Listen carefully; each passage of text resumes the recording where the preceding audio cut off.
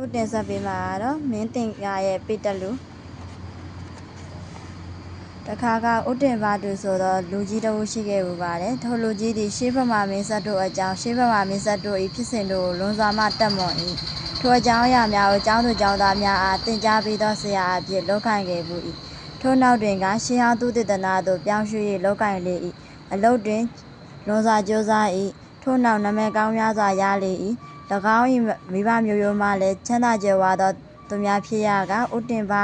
သူသည်မိဘ၏အမွေအနှစ်များစွာကိုရရှိခဲ့လေ၏၎င်း၏မိဘများမှာပြင်ဦးလွင်မြို့နယ်တွင်နေထိုင်ခဲ့ကြသူများဖြစ်သဖြင့်မိဘများကွယ်လွန်သွားသောအခါခြံစည်းတစ်ခြံနှင့်လွန်စွာခမ်းနားသောနှစ်ထပ်အိမ်ကြီးတစ်လုံးကိုအမွေအဖြစ်ရရှိခဲ့လေ၏ဥတင်ပါသူသည်အငြိမ်းစားမယူခင်တစ်နေ့ခန့်အလိုတွင်နှလုံးရောဂါဖြင့်ဆေးရုံသို့3 လခန့်တက်ရလေ၏ဆေးရုံတွင်နှလုံးအထူးကုသမားတော်များကကြပ်မတ်ကုသကြလေ၏ထိုသို့ကြပ်မတ်ကုသသောကြောင့်အသက်ချမ်းသာရာရခဲ့သော်လည်းဒူးခေါင်းနှစ်ဖက်လုံးမှာကောင်းစွာမဆန့်နိုင်သောကြောင့်ထိုင်ရာမှထသောအခါတွင်လူတစ်ယောက်ကတွဲ၍တူပေးရလေ၏မတ်တက်ရမ်းမိသောအခါတွင်၌တွဲစရာမလိုပေလမ်းကိုကောင်းစွာရှောင်နိုင်ပေ၏ထိုသို့ကောင်းစွာရှောင်းနိုင်တော့လဲခြေလမ်း150ပြည့်လျှောက်ပြီးသောအခါဆက်၍မရှောင်းနိုင်ပဲမော၍ခိတခဏနားရလေ၏ထို့အတူဥတင်ပါသူသည်အိယာမှထသောအခါမှလည်းတွဲ၍ထုပေးသူရှိမှထနိုင်လေ၏ဥတင်ပါသူသည်အငြိမ်းစားယူသောအခါ၌၎င်းနေထိုင်ရမည့်ပုံစံကိုစနစ်တကျစဉ်းစား၍ဇယားချလေ၏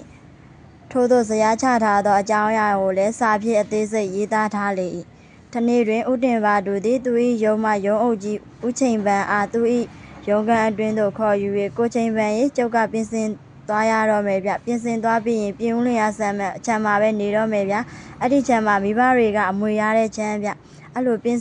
ဆင်ယူတဲ့အခါမှာကျုံနဲ့အတူနေဖို့အဖော်လိုတယ်ဗျအဖော်လိုတယ်ဆိုလို့တမျိုးမထင်နဲ့နော်ကျွန်တော်ကိုတွဲဖို့ကျွန်တော်ကိုကူဖို့ကလေး2 ယောက်လိုတယ်ဗျယောက်ျားလေးတွေဖြစ်မှကောင်းမယ်ဗျတိတ်လည်းမကြီးစေခြင်းဘူးတိတ်လည်းမငယ်စေခြင်းဘူး8 နှစ်အရွယ်9 နှစ်အရွယ်ပဲလိုချင်တယ်ဗျအဲ့လိုလေးကိုကူပြီးရှာပေးစမ်းပါဗျာလို့ပြောလိုက်လေရုံးအုပ်ကြီးဦးချိန်ပန်းကတွဲထူဖို့ကလေး1 ယောက်ဆိုတော်ပြီပဲဘာဖြစ်လို့ကလေး